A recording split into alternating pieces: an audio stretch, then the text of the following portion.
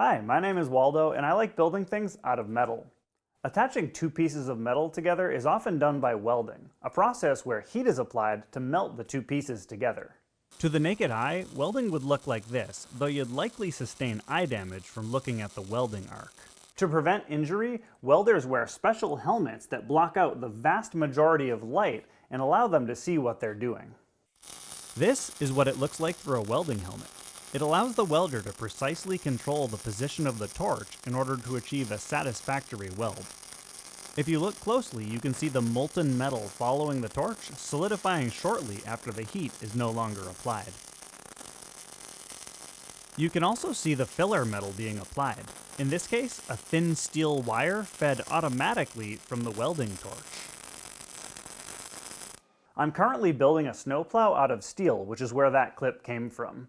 I'll be uploading the full build video sometime this month, so don't forget to hit the subscribe button and the notification bell to be notified when I release the video. Thank you so much for watching.